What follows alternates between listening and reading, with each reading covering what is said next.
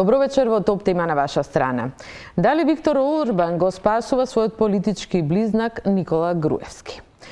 Бегството на Груевски е веќе потврдено унгарската влада и потврди на македонската влада дека тој се наоѓа во Унгарија. Но неговото бегство отвори многу дилеми. Кој му помогна? Ке сноси ли некој одговорност за бегството на Груевски? Дали неговото бегство е резултат на политички пазар или на неспособноста на полицијата и институциите? За сите овие прашања и сите дилеми што се отворија овие денови, вечерва во топ тема на ваша страна разговарам со моите гости. Дане Илиев, поранешен председател на Врховниот суд, професорите од Факултетот за безбедност Злате Димовски, Трпе Стојановски, кој поранешен началник во МВР, и мојата колешка, новинарката Мери Јордановска. Добро вечер на сите. Добро вечер. Пред да почнеме со дебатата, ќе да ги слушнеме последните информации што ги имаме. На линк ја имаме Тамара Гранчаровска, таа е пред унгарската амбасада. Тамара, веќе добивме потврда дека Никола Груевски е во Унгарија. Дали властите веќе распишаа и меѓународна потерница? Сања, потврдата дека Никола Груевски е во Унгарија стигна пред околу 1 час од Министерството за внатрешни работи, пошто тој информираше дека побарал од судот да распише меѓународна потерница по Груевски, но за сега се уште нема информација дали судот постапил поточно, дали распишал меѓународна потерница по Груевски. Инаку потрагата по Груевски, на кому му се изгуби трагата уште од петокот, денеска по информацијата дека тој се наоѓа во Будимпешта каде побарал политички азил, потврдата траеше околу 5 часа. Поточно 5 часа македонските институции се обидуваат да потврдат дали Груевски е навистина во Будимпешта, што се потврди попладнево, а инаку попладнево исто така во Министерството за надворешни работи бил повикан и унгарскиот амбасадор во Македонија Ласло Дукс на разговор за и официјално по дипломатски канали да се потврди таа информација, што попладнево после 18 часот беше потврдено од МВР. Инаку Телма денеска во обидот да добие потврда дали Груевски навистина е во Будимпешта, во Унгарија, каде што побарал азил, ја контактираше унгарската влада, од каде добивме малку недефинирано, но сепак некаква форма на потврда дека тој е таму пред МВР да потврди поточно. Таму добивме одговор од унгарската влада дека ниту може, ниту не може да потврди дали е тој таму, но оти дека нема да коментира индивидуални барања за азил кои се уште се процесираат. Од тука го извадивме заклучокот дека Груевски најверојатно во Унгарија, бидејќи се процесира неговото барање за азил. Инаку по тридневната потрага по Груевски која траеше од петок до вчера, кога за него беше распишана национална потерница и по него тргна да го бара полицијата, денеска на неговиот Facebook профил осам на пост напишан од него дека се наоѓа дека тој неколку дена поред добивал закани по неговиот живот, дека се наоѓа во Унгарија каде што побарал политички азил, при што напиша дека тој останува верен на каузата. Инаку МВР во делот на тоа како Груевски заминал од земјата вели дека на границите не е регистрирано легален премен на Груевски. МВР има други информации, бидејќи не само на границите, како кога можеби, дали можеби од аеродромот заминал или на некој граничен превин, дали воопшто даваат било какви информации, освен тоа што ја видовме полицијата дека чукаше вчера на вратата на неговиот стан каде што немаше никој, дали денеска имаат повеќе информации?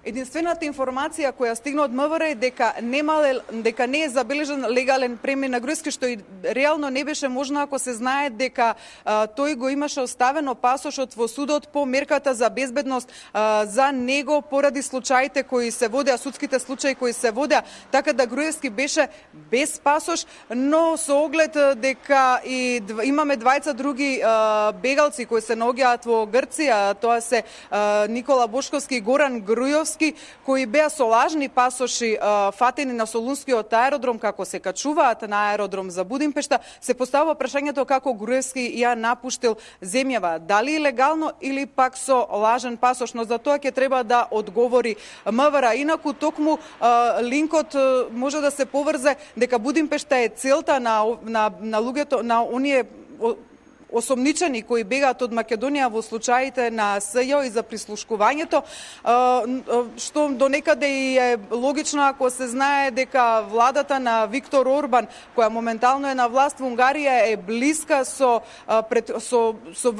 и со Никола Груевски, но и со ВМРО ДПМН како сестринска партија, на која и даваше поддршка додека владееше Груевски за време на власта на Груевски во Македонија, но и потоа за локалните избори, а Виктор Орбан и му даде поддршка и на Мицкоски, кој го наследи Груевски, на антивладиниот, поточно на протестите против договорот за името, кога се обрати со видео порака и тој беше против преспанскиот договор. Тоа ќе го разгледуваме и во текот на ова дебата. Ти благодарам за јавувањето. Доколку има нови информации, ќе имаме и ново вклучување додека трае топ тема на ваша страна. Господине Илиев, што значи тоа меѓународна потерница? После едва распиша национална потерница вчера. Сега има меѓународна потерница. Прашање на минути дали тоа ќе биде релевантно од целата оваа ситуација? Па еве за почеток, како гледам јас на работи. Ако се сеќавате на конференциите на Груевски пред судовите, што е недопуштиво, но судовите му допуштаа, тој пласираше теза дека ова е политичко судење и така да. Еден од условите да добиете политички азил во друга земја, треба да кажете дека вие од својата земја бегате заради политички прогон. Тоа кој ќе оборзите, ќе видите како се спремала работата до кај била подготвена. Вие верувате дека е ова план што се подготвува? Јас по изјавите, не по другото. Она што следи покажува дека тоа е така.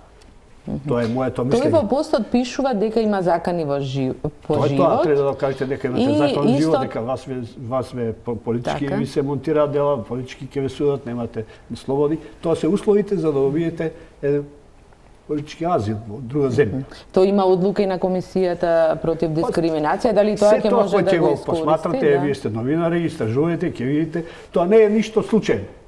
Така да, ова меѓународна потерница е формален услов за да дојде до негово барање, до наше барање да биде вратен во државата, односно екстрадиран. Како оди постапката? Тоа е осудено лице кое требаше да се јави на издржување на казната затвор.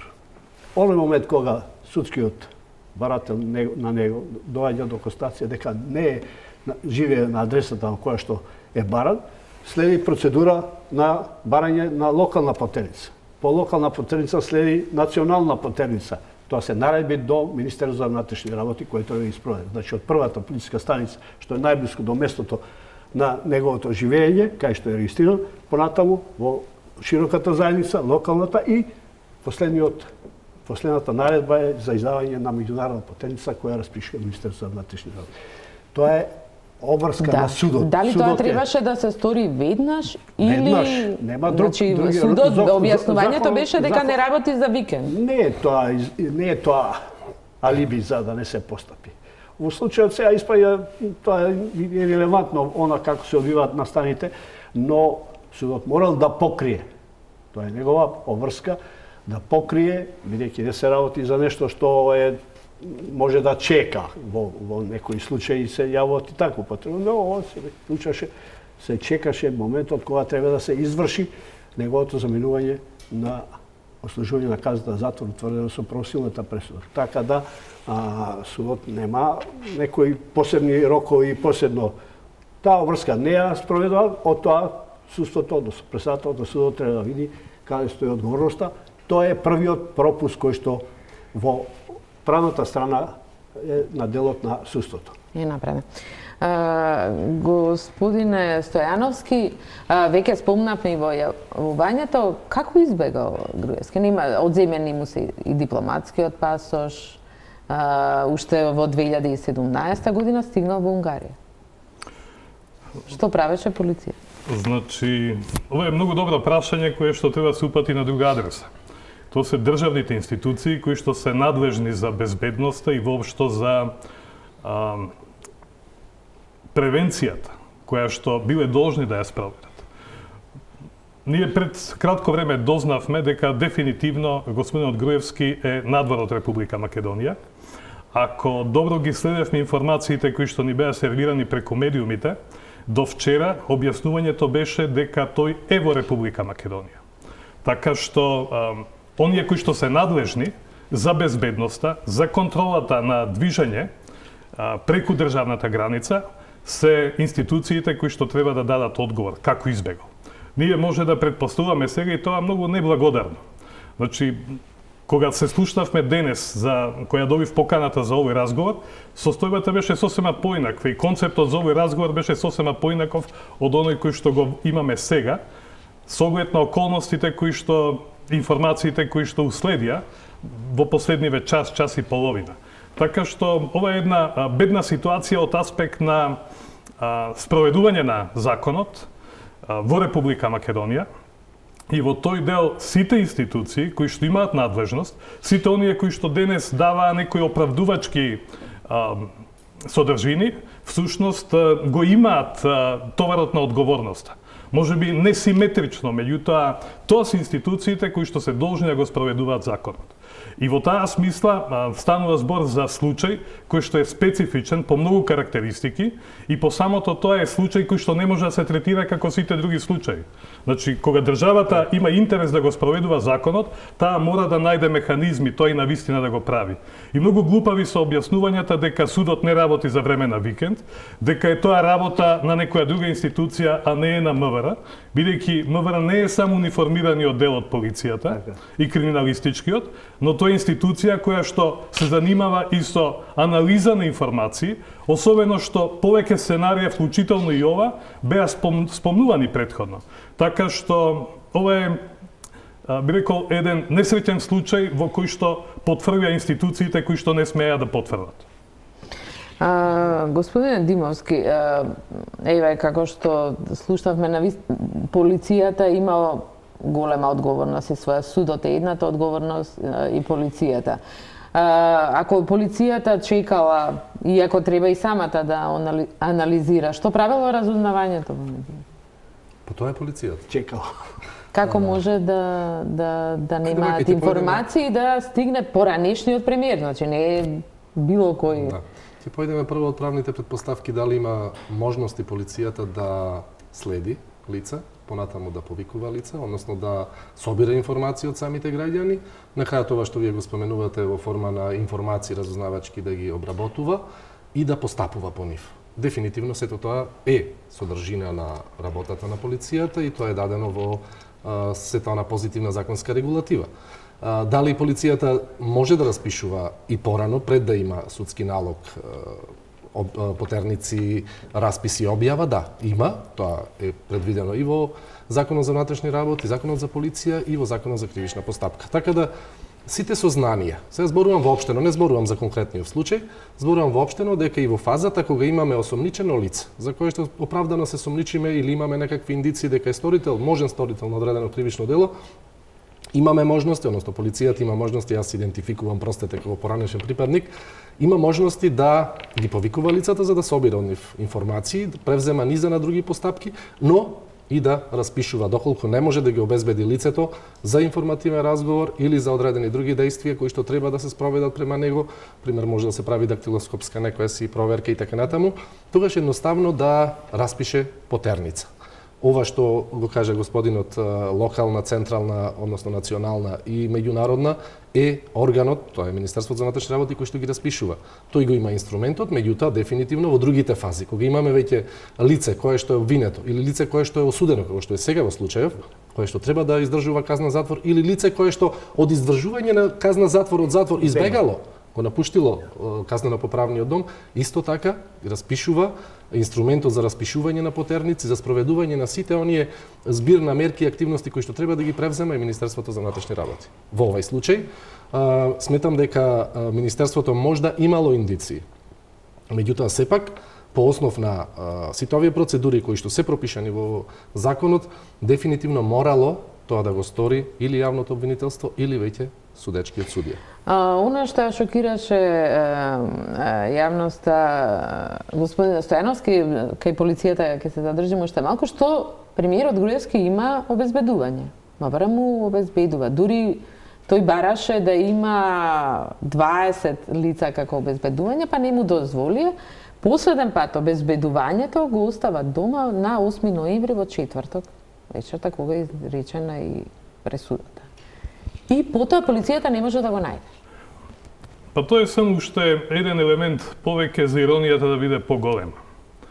Значи, во принцип, Македонија е многу скапа држава. Скапа во смисла на тоа како државните институции, поединци, ако сакате, едноставно се скапи за она што го работат и она што го испорачуваат во однос на тоа колку граѓаните плаќаат за нивното функционирање и нивното одржување. И тоа е само еден сегмент кој што кажува дека може да се отиде во крајност. Значи, изборот или желбата, нормално преточена преку законска норма, да се обезбедат обезбедувачи на државен трошок, е нешто што го имате во земјите кои што се со некоја рана демократија или кои што сакаат да глумат демократија. Тоа на Запад го нема. Или го нема на тој начин како што кај нас се практикува. Значи, ако има конкретен ризик и конкретна опасност, тогаш службите се тие кои што го проценуваат тој ризик и определуваат таков вид, соодветен вид на заштита. Кај нас гледаме дека тоа не функционира на тој начин и тоа е само еден од сегментите кои што се вклопува во оваа приказна, дека постоело обезбедување, кое што сигурно дека има одредени задачи или надлежности, меѓутоа исто така од сега можеме да претпоставуваме најмногу дека во целата оваа приказна се користени сите аргументи за да се направи приказна која што ќе помине, која што едноставно ќе остави впечаток на регуларност, но од друга страна ќе се користат сите слабости кои што едноставно може да постојат во еден таков систем и имаме ситуација која што не изненади до некој степен, меѓутоа од друга страна и беше предпоставувана. Значи, ние можеме да разговараме сега на таа тема, меѓутоа службите се тие кои што мора да направат рафинираност на сите верзии, на сите предпоставки, подкрепени со бројни проверки и бројни информации, и да едноставно воспостават пракса или механизам законот да се спроведува. Значи, тоа е оној дел или оној товар кој што може да се упати кон државните институции кои што го спроведуваат законот. Од друга страна, бројни се слабостите и на обвинителството и на судот, кои што се однесуваат како во продавница со стаклени работи. Значи, едноставно недостасуваат сериозни, одржани решенија, недостасува квалитетен менеджмент во институциите, иако имаме многу добри суди, многу добри професионалци, меѓутоа очигледно работите не се поставени и особено во овој случај се гледа дека не постои интегрираност на институциите кога станува збор за една ваква ситуација која што многу лесно и ефтино се Јордановска, дали сметате дека се работи за неспособност? На вистина, како што изгледа на повлеки на извршување. Ја не би била толку блага искрено во ова. Мене ова ми личеше на еден циркус, дали е наместен и однапред испланиран, и дали било направено со знаење нечие или пак било направено тајно, тука доправо мислам дека треба да се утврдува, иако одговорноста е веќе лоцирана во дел сегменти во МВР и во судот и во обвинителството, па и со самиот факт што за Груевски не беше побаран притвор, иако со мнежите дека тој ќе избега многу одамна беа презентирани во јавноста, па дури и во медиумите ако се сеќавате и Фокус уште во август на објави. 24 август има текст. Да, дека ќе избега и тоа во Германија, во Унгарија. И Унгарија беше државата која што цело време се вртеше. Значи такви индиции постојано постоја, каде се провлекуваат цело време во јавноста дека до ова е многу голема веројатноста да дојде. Со самиот факт што од четвртокот па наваму, од 5 часот утрината, тој е недостапен на мобилниот телефон, недостапен на сигнал, се гледа кога последен пат била активен, самото тоа е индиција за нешто да се направи, наместо судот да каже, ама знаете, судските служби не работат во сабота, па и веќе направиме уште почекаме до понеделник. До понеделник, па во понеделник ние да гледаме на лакрдија од нешто што веќе беше многу очигледно, да се претресуваат гепеци од коли, да се тропа на врата, да се бара нешто што се знае дека не е тука. Мислам, тоа веќе беше повеќе од очигледно и мислам дека и самите истражни органи беа свесни. Она што треба да се види допрво е дали е направено, дали некој го пуштил Груевски да избега или Груевски избегал преку своји канали. Бидејќи многу е очигледно дека ова било планирано. И сметам дека ако имаме доволно добри истражни органи во државата, тоа треба да биде пресретнато. Тоа има начини да биде пресретнато. Јас се надевам дека има, затоа што ова е четврти случај на бегство за по предмети на СЈО и тоа е алармантна бројка. Значи, на нас ни остануваат каков легитимитет ќе имаат понатамошните судења, доколку ги има, затоа што ја лично сметам дека после тоа ќе следуваат помилувања од страна на председателот Иванов. Добро, тоа да го оставиме, можеби ке нема потреба. Последна вест е дека судот ја распиша меѓународната потерница по екс-премиерот Никола Груевски. Она што и се очекуваше.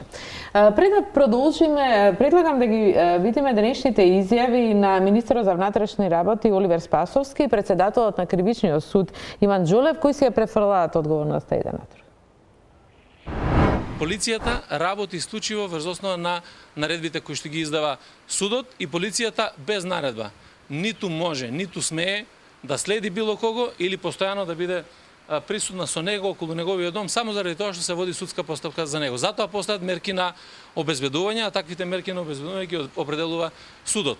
И сега ова нека биде порака. Јас очекувам дека ќе имаме информации, ќе дојдеме до ова лице, меѓутоа ова не е прашањето само за Никола Груевски, прашање за сите кои што се на некој начин осомничени, за кои што се водат постапки и така натаму, при одлуките судот треба да внимава на и овој момент, кој ќе дојде до моментот на пресудата, односно до правосудната. Одговорност кај судот не гледам. Не гледам, да бидам искрен, и некоја посебна одговорност во Министерството за внатрешни работи, бидејќи се согласувам со изјавата на министерот Спасовски дека МВР постапува согласно наредбите и решенијата кои што ги носи судот.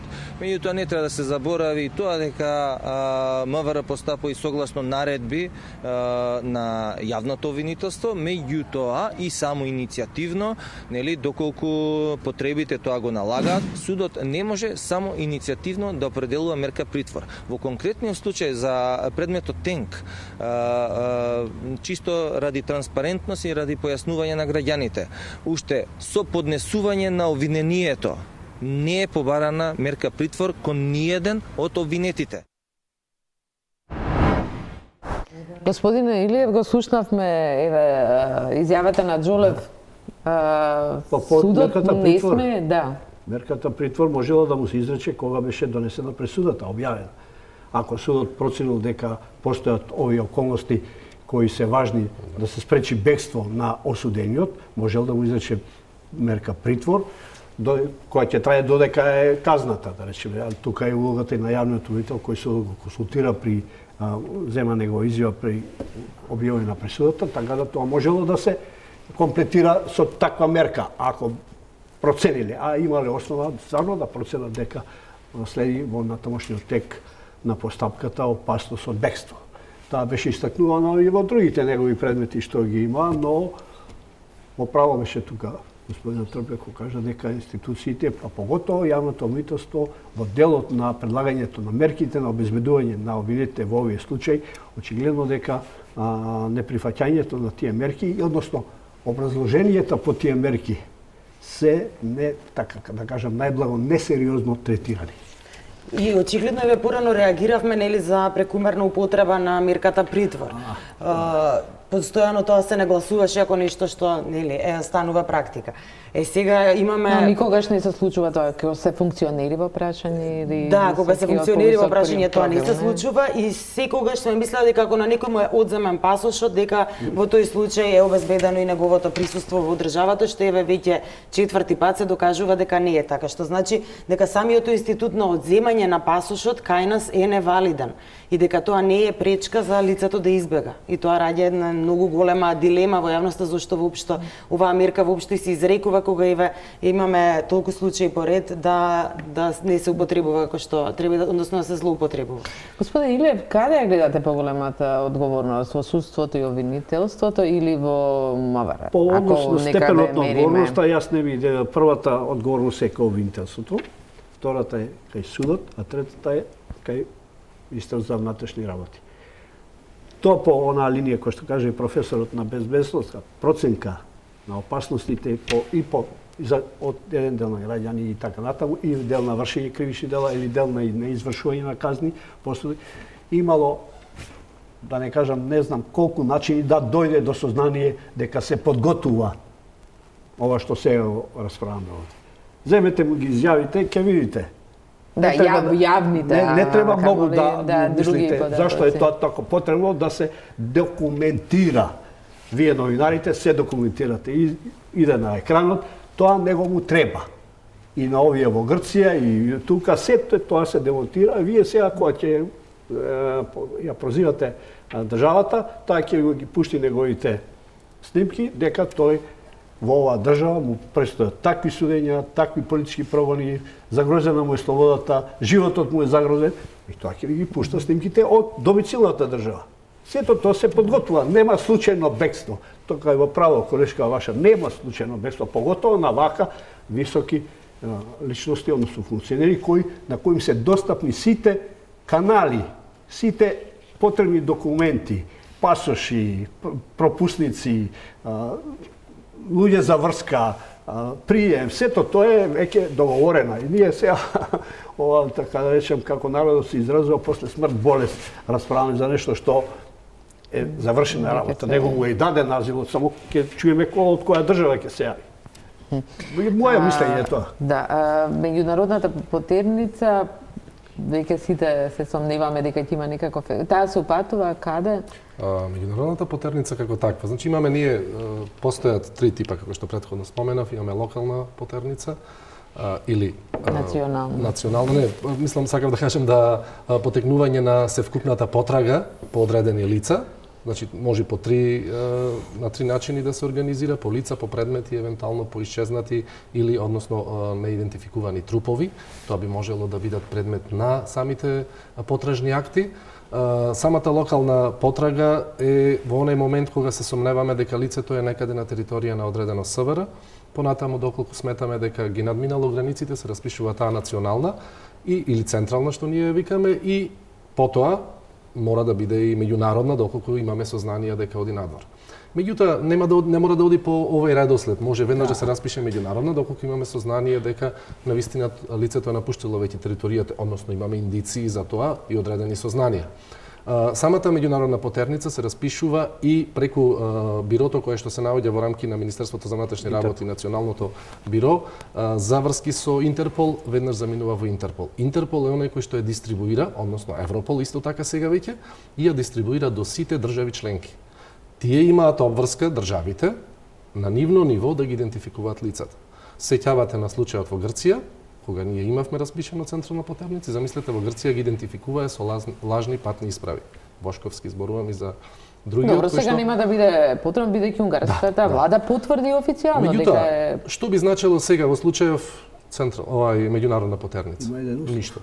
Ништо, затоа што и да го бараме. Прва работа, она што го спомнуваме за обезбедување на присуство на одредени лица, судот може да изрече мерка, крајно и одземање на пасош или евентуално и притвор. Кој пасош може да го одземе македонскава юрисдикција? Само македонскиот. Никогаш не се потврдува колку државјанства. Нашиот закон дозволува да имаме 2, 3 и повеќе државјанства. Значи може се одзема само македонската патна исправа. другата не се одзема. Може би е државјанин на Бугарија, како што нели имаме на многу во државата, на Унгарија, може би на Полска или не знам на кого се ние набројуваме или само прејудицираме каде се би можело да биде. Не се одзема таа и немаме ние ингеренци тоа да го сториме. Значи едноставно остануваме без сознание. Тука е улогата сега на Министерството за внатрешни работи, да ги има тие податоци за тоа одредено лице, севкупната негова профилакса, да го профилира лицето, да ги осознае сите негови елементи, односно да осознае покрај она што се основни податоци идентификациони, да видиме кои се неговите намери. Тоа е задачата на разузнавањето. Понатаму да видиме колку има патни исправи, со кого комуницира, каде се дружи, во кои кругови, дали нешто подготвува. Тоа е она што ние сега можеме да го лоцириме како одговорност. Разузнавањето немало такви податоци? Не знам, јас не припаѓам во разузнавање, така да останувам без зборови. За сето тоа, претпоставувам дека има, не верувам дека не. Меѓутоа, во секој случај, џаба е сега, како што викаме, по свадба тапани, мислам дека се е џаба, него останува само да нагаѓаме сега што ќе биде следниот чекор. Следниот чекор претпоставувам дека веќе пошто поднел веќе барање за азил, мислам дека ќе се тера процедурата, нема да ни го испорачаат назад. Може би ќе се оствари право на азил и потоа Македонија нема веќе со него ништо. Може и да отиде и во трета земја. Апсолутно. Не, кога збори за професорот, тоа се вред за меѓународната потеница има и еден услов. Ние мора судот мора да даде изјава дека ќе следи постапка за екстрадиција. Морате да дадете јавно во светот по потерницата дека ќе барате да ви го вратат во земјата. Значи, тоа уште не знаеме дали стои во... Не, тоа мора да биде така, ти нема да се распише, пошто ја распишена, претпоставувам дека е дадена така изјава од судот дека ќе се бара екстрадиција за издржување на казната затвор од домицилната земја во која што е сместен. Тоа е едната страна од приказната. Меѓутоа, самото поднесување на право за пристап до азил ги суспендира сите оперативни активности и дава предност на постапката да се утврдат причините и основите дали се исполнети за тој вид на меѓународна заштита. И во тој момент почнува постапка која што го легитимира статусот на лицето барател на азил. И тоа е постапка која што може да трае и повеќе месеци. Во пракса имало случаи да трае и повеќе години. Така што до исходот во однос на барањето за азил, сите други работи се во хибернација.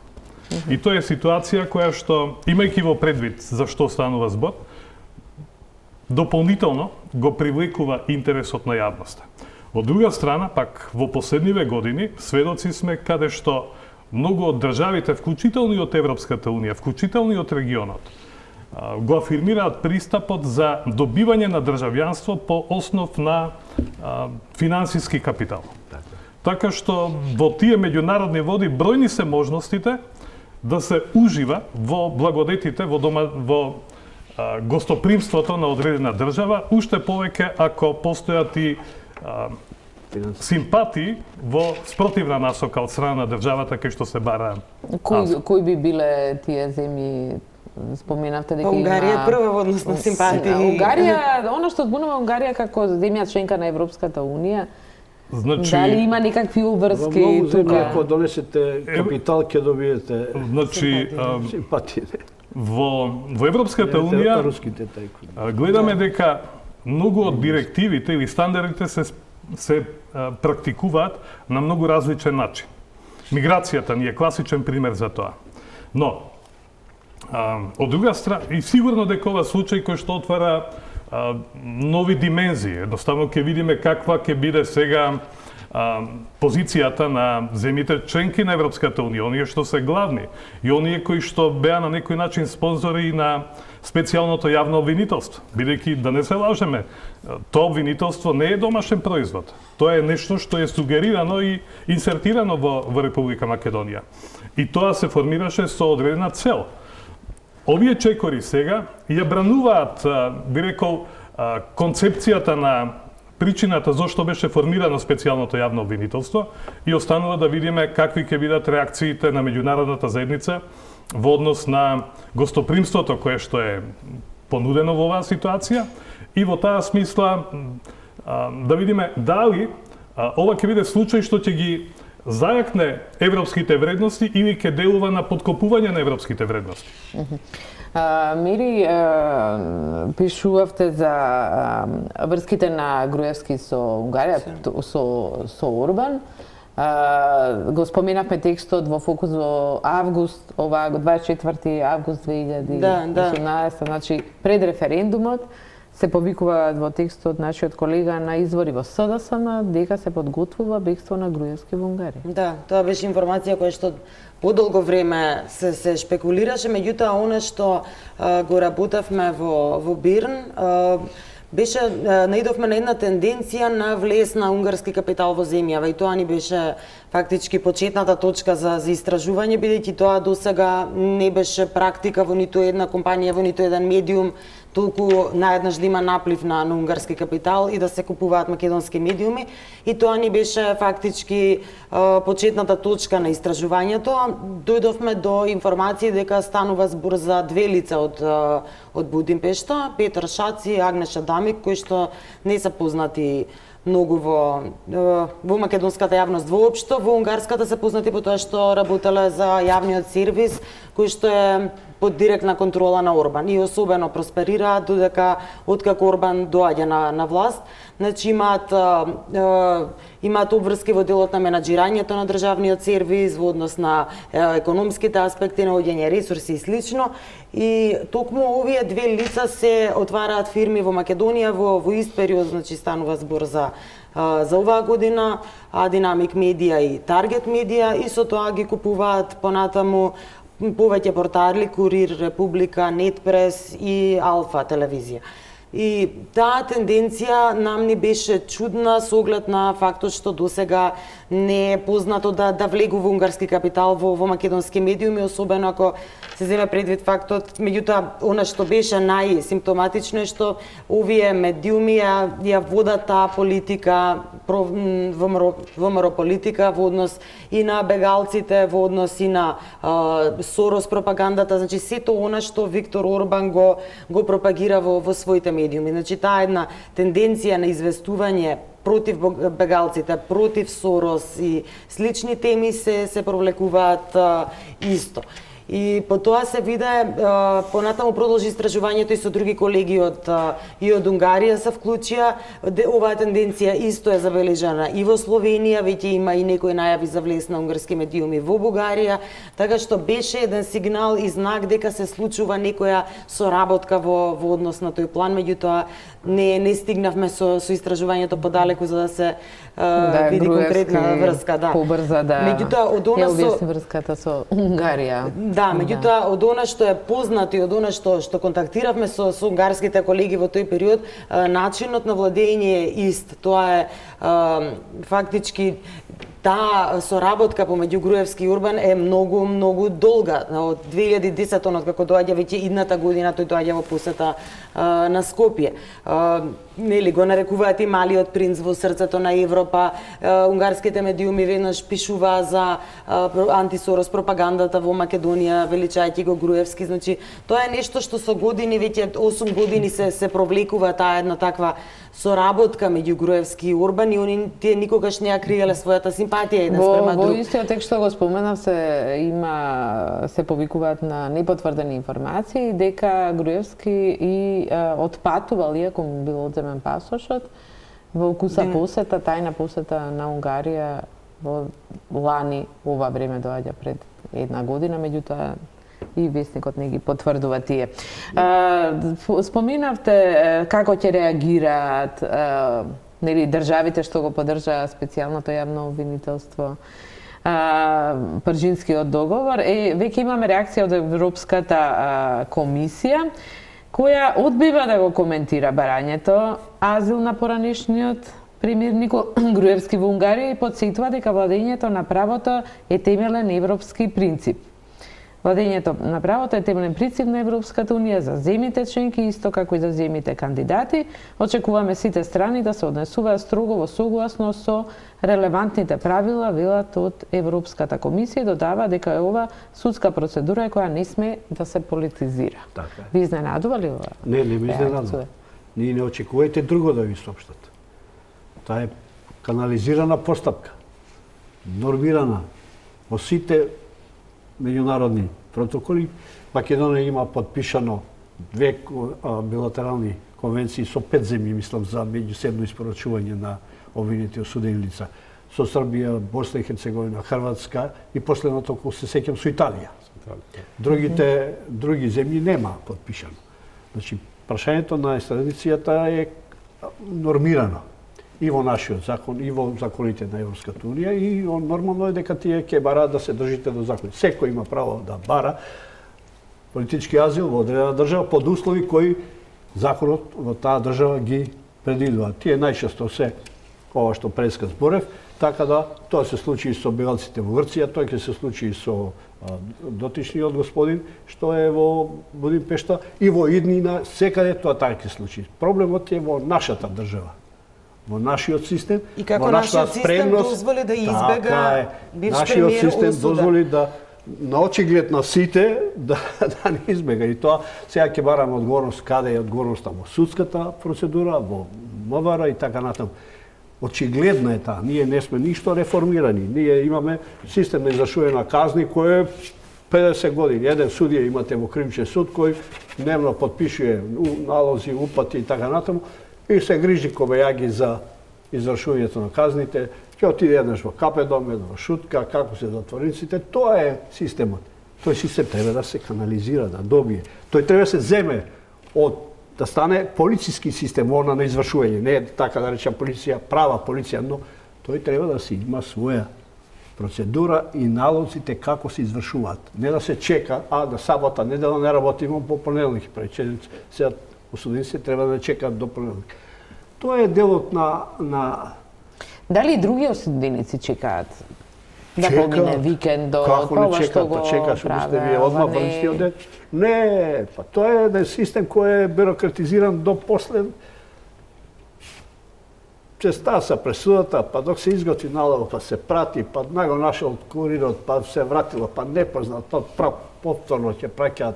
Тоа е бюрократизирано до срж, така да кажем. Тука нема ефикасност.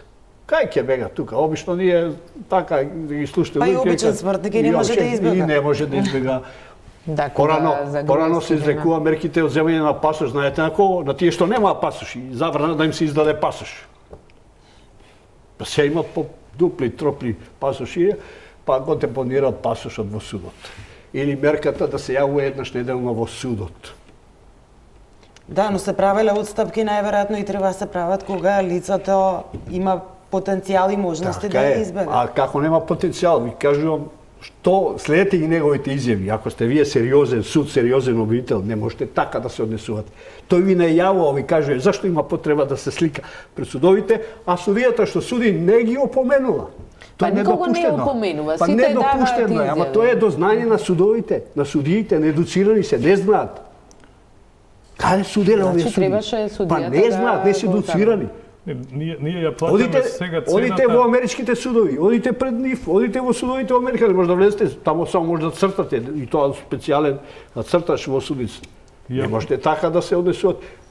Судиите, они само гледат нив да не ги снимат, да не ги покажат во камера. А што се случува пред судовите? Па имате вакви адвокати, објаснуваат како е наместено, како е правено, докази изнесуваат, тајни изнесуваат. И сето тоа се толерира. И што е најважно, адвокати се сега порано кои беа високи судски функционери, што треба да знаат, тие се сега главни адвокати, што е сукоп на интереси па невиден.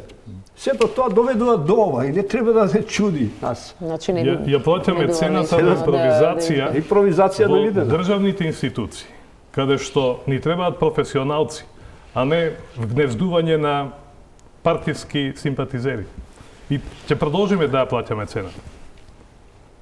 Не е тоа процес што е запрен во овој момент. Каде ја гледате, Димовски, одговорноста на полицијата?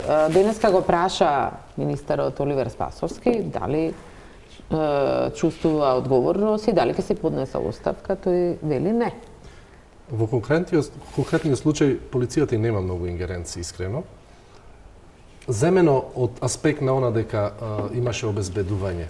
Веројатно дека истите колеги кои што биле на обезбедување на Груевски консултирале повисок авторитет. Го информирале дека тој веќе едноставно се откажува од тие поволности кои што дотогаш ги уживал да биде обезбедуван, ги испратил дома, што не е својствено, затоа што тие 24 сати 7 дена во неделата го обезбедуваат. Имаше едно објаснување дека тие доаделе по повик. Кога тој ги повикувал, не верувам дека е така. Не верувам дека е така, немам информации, меѓутоа не верувам дека е така. Во секој случај обезбедуваното лице, обезбедуваното лице кога ќе потпише дека сака обезбедување, односно треба да има обезбедување, друг ги дефинира условите и можностите. Точно ги дефинираат на кого како, така да не може едноставно кога сакаме или не сакаме. Токму од таа една слободна диспозиција или слободна проценка ги имавме атентатот на покојниот председател во 95-та година. Па тука веќе не треба еве да сноси одговорност министерот Спасовски. Не, зошто би сносил министерот во оваа ситуација? Се јас не сакам да бидам негов портпарол и да го бранам. Чисто за расчиста дилемите. Ево прашувам што би можел да направи тој хипотетички во оваа ситуација? Ништо. Не доколку обезбедувањето веќе утре дента не го наоѓа на местото каде што. Дефинитивно обезбедувањето мора да го информира нивниот претпоставен шеф дека тие веќе тоа не го прават. Тоа мора да го направат. Тие мора и писмено тоа да го потврдат. Дури обезбедуваното лице ако потпише изјава дека не сака повеќе, тоа е начинот како што би се откажала севкупната таа негова привилегија да користи обезбедување, службени возила, секретарка или не знам што друго имаше. Меѓутоа во оваа ситуација немам информација дали тоа е сторено, а мора да е сторено. Ако е тоа сторено, тогаш воопшто нема вина овде, некој друг требало, како што кажуваме. Забележувате ли дека во другите правосудни системи, кога се чита пресудата, тука е осуденото лице. Него му се чита и веднаш се спроведува во затвор. Нема потреба да се постави него да му се овозможи редовните правни лекови или воредните да ги користи. Тој ќе го прави, меѓутоа од судска инстанца веќе, од затворска дистанца, која ќе биде веќе ставен во затворска институција. Сега овде не е тоа направено. Па не затоа што и специјалното јавно обвинителство не побара. Специјалното јавно обвинителство дали побара или не знаеме. Јас искрено не сум ги читал. Очигледно што ова што кажува упатниот акт сам да се пријави, откако ќе му биде да судењето немат побарано. Како би се пријавил сам? Колку знам, ја не сум прочитал дека е барано. Не е барано. Полицијата на што сега може да го направи дополнително е дефинитивно да едноставно побара што побрзо да се дистрибуира таа меѓународна потерница, да побара преку нашите представници кои што се таму во Интерпол, едноставно брзо да се процесира, да се информираат сите држави, затоа што сето ова дека бара азил и така натаму, тоа може би е потврдено. Ево, имаме информација сега дека е така. Па да, официјално дека се процесира. Не сме сигурни дека ќе остане таму. Амбасадата потврдува дека. Рековме дека може да отиде така да, што побрзо се информираат сите земји, тоа е подобро и евентуално реакциите од страна на сите они актери кои што ги споменавме, дека кои што сакаат нашиот систем да се реформира, кои што стојат за формирање на специјално јавно обвинителство, кои што стојат за сите овие реформи, кои што заговараат дека треба да владее правото, едноставно сега треба на европската држава да ја укажат дека треба да владее правото. Ние сме надвор од Европската унија и самата екстрадиција кај нас не е по тој траен налог за апсење. Во рамки на Европска унија постои траен налог за апсење, да ги нема овие процедури кои што сега ние треба да ги поминеме. И да се распиши таа потерница, тие да го пронајдат лицето и да го стават во екстрадиционен притвор. Ние треба да обезбедиме, знаете ли колку документи? Тоа беше случајот со Бошковски, ако се сеќавате во Грција. Сите документи до еден требаше да се преведат на грчки јазик. Понатаму требаше сето тоа да се потврди, 5 услови се за самата екстрадиција. И на крајот да видиме дали таа земја едноставно ќе се одоброволи, никој не обврзува. Дали ќе сака, ќе покаже. Да, ете судот во Грција одби барањето за екстрадиција, очекувајќи дека по пат на реципроцитет, да ние им вратиме во одреден период кога тие ќе побараат од нас одредено лице кое што ние ќе го идентификуваме по основа на таа меѓународна потрeba. Вака изгледа дека има веќе обезбедено време. Одговорноста беше спомната. Значи, министерот не е тој кој што треба да одговара на конкретни предмети, не ги води предметите. Меѓутоа постојат служби кои што се задолжени за тоа. И тие служби треба да го информираат министерот. Значи, во тој дел затаиле некои служби кои што биле должни да водат грижа за безбедноста. Но одговорноста е на министерот ако бил информиран и ние не знаеме дали е информиран. Политичка одговорност веројатно исто така може да се упати до него. Меѓутоа, одговорноста професионална е на некоја друга служба под чадорот на МВР. Ако обвинителството барало притвор, и тој притвор за конкретното лице, и тој притвор не бил прифатен, тогаш оној кој што донел таква оценка треба да ја образложи својата оценка, бидејќи праксата ја негира таа оценка. И тука исто така треба се бара објаснување и одговорност зошто е донесена некоја друга, а не соодветна мерка да го обезвреди лицето. Така што ситуацијата е релативно јасна. Да, меѓутоа праксата покажа дека ниту судијата што не одреди притвор за Сејат, ниту судијата што не одреди за Груевски Бушковски, не видовме никаква одговорност. Значи, одговорноста кај нас по правило изостанува. Јас се сумневам дека и во случајов би имало некаква слична одговорност за која што говорите, затоа што некако одамна тоа начало на одговорност кај нас се. Да направиме тука само една куса пауза за реклами и ќе продолжиме токму за одговорноста за бегството на Никола Груевски во Унгарија. Гледате топ тема на ваша страна. Дебатираме за дилемите што се отворија по бегството на екс-премиерот Никола Груевски во Унгарија. Споменавме пред рекламите дека многу од судиите не изрекува притвор или пак изрекоа, го спомена мери случајот на Сејат Кочан. Тој се врати кога беше укината. Беше во бегство, многу лесно се случуваат тие. Каде е одговорноста на судиите? Значи, тој е еден од проблемите кои што за жал подолго време ќе екзистираат или ќе оставаат негативни рефлексии во Република Македонија, од причина што судската пракса, на која што во еден претходен период бевме навикнати дека секоја институција може да погреши, меѓутоа судот е тој кој што мора да ги порамнува нерамнините на другите институции, видовме дека кај нас се случија девијации во судството кои што оставија сериозни траги. И тие траги не само лузните, но и последиците ги имаме денес. Тоа се некои од одлуките на Уставниот суд, на повеќе судови, вклучително и Врховниот суд, кои што во некој случај некои од судиите всушност беа во улога на бранители на обвинетите. И во една таква ситуација тоа се последици кои што оставаат сериозни белези кај оние кои што очекувале правда, не ја добиле правдата, и едноставно тоа се рефлексии кои што ги имаме и денес. Не случајно реформата во областа на институциите на правдата е најтешка.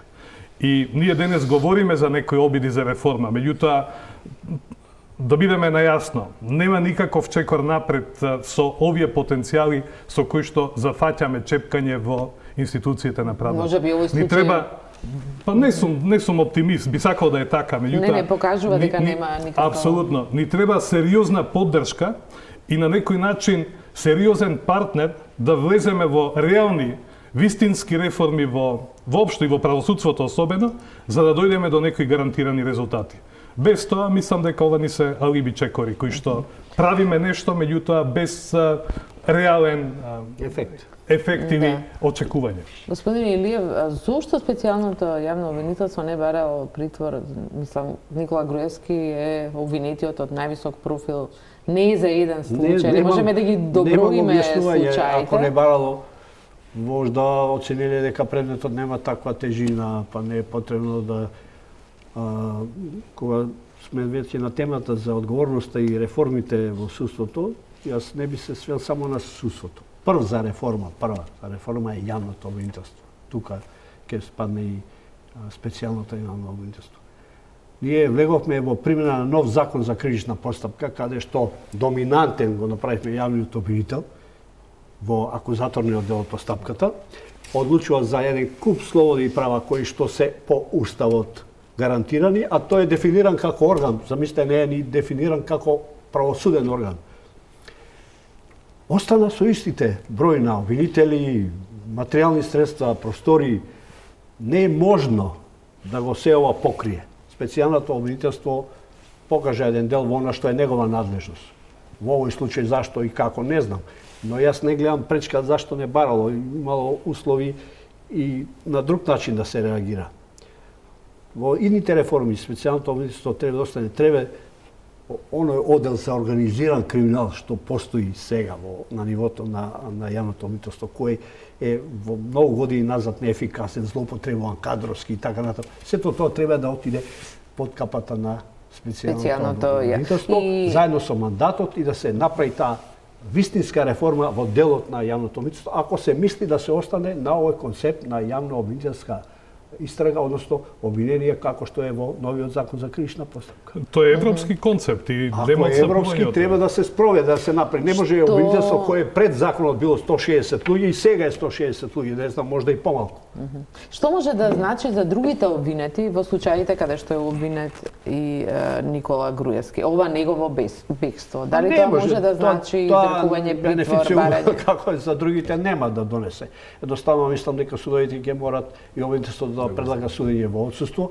Во делот на одговорноста ќе се утврди и на оној што му се суди во отсуство и во оној кој е присутен. Така да во делот на постапките како ќе завршуваат бегството на Никола Груевски, мислам дека нема да се одрази врз позицијата и статусот на другите обвинети. Како ќе завршат постапките, тоа е надлежност на судот, но тие ќе продолжат. Не може да заради бегството да бидат запрени. Ние последната информација што ја добивме од СЈ дека ќе бидат побарани мерки за оние обвинети лица кои што се за потешки кривични дела, ќе бидат побарани и повисоки мерки за обезбедување. Така што и мислам дека тоа е и добар чекор, бидејќи во овој случај остануваат уште неколку имена кои што се обвинети за потешки кривични дела во однос на прислушуваните материјали, кои што не се пребегани. Главните лица фактички да си на вториот пасош. Бидејќи сме на крај на емисијата, едно прашање за сите вас. Доколку Груевски на крајот не одговора и добие политички азил или како заврши се во ова, што ќе значи тоа за државата, за правдата и за скандалот со прислушувањето во очите интере токму тој? Се зависи од тоа на кое ниво е гледаме таа перцепција, односно го забележуваме сето тоа. Од аспект на народот, мислам народот оно што го обличува, што го гледа, едноставно ќе каже дека институциите сите со ред не функционираат, така би било таа перцепција. Ние овде се обидовме да лоцираме одредена одговорност во одредени институции, можеби пропусти, можеби некого, ај условно сега да го амнестираме од одговорност и така натаму, што не би рекол дека е така. Реално, ние разговараме сега на основ на оние информации што ние ги имаме. Да ги имаме сите информации можеби сосема поинако. Затоа, сметам дека е потребно да се разјаснат сите елементи. Да видиме каде е пропустот за оваа ситуација сегашна, за во иднина да ги немаме. Ние навистина се учиме од грешките, меѓутоа постфестум. Ова се испоставува дека на секоја грешка ние се учиме, ама не сме вчерашни. Нема не научуваме. Не научуваме. Да. Пораката од Европската комисија е вистинската. Главен концепт на секое општество, на секоја држава која што преферира да биде демократска, е владењето на правото. Да им се остави на институциите да го спроведуваат правото со интегритет.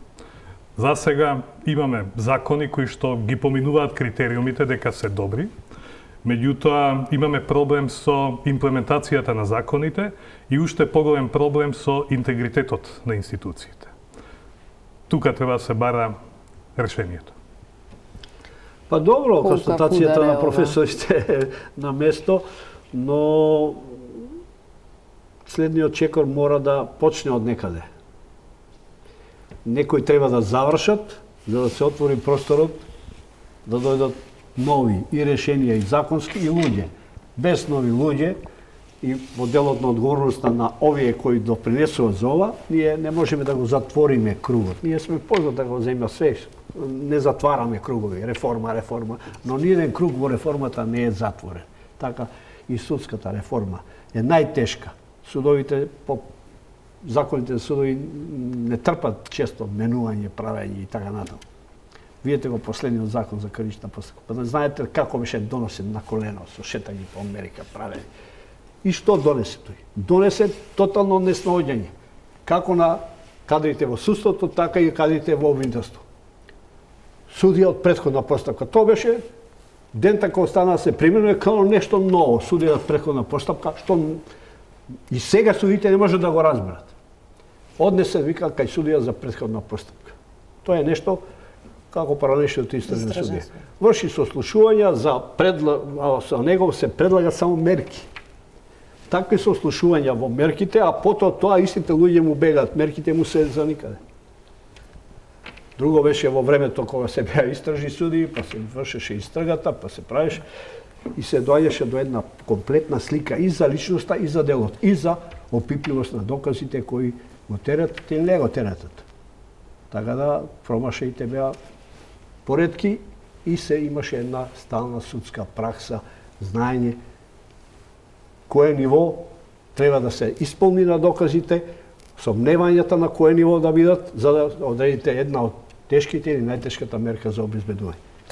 И мери, дали ова е покажа неспособноста на институциите или ова е политички план во име, како што се зборува, на некое помирување, збор некој не беше договорено во собранието, но дека е во функција. Да, очигледно е дека е многу долго подготвуван план, тоа еве и господинот Илиев како што го представи, сега уште појасно ми стана колку долго е ова подготвувано.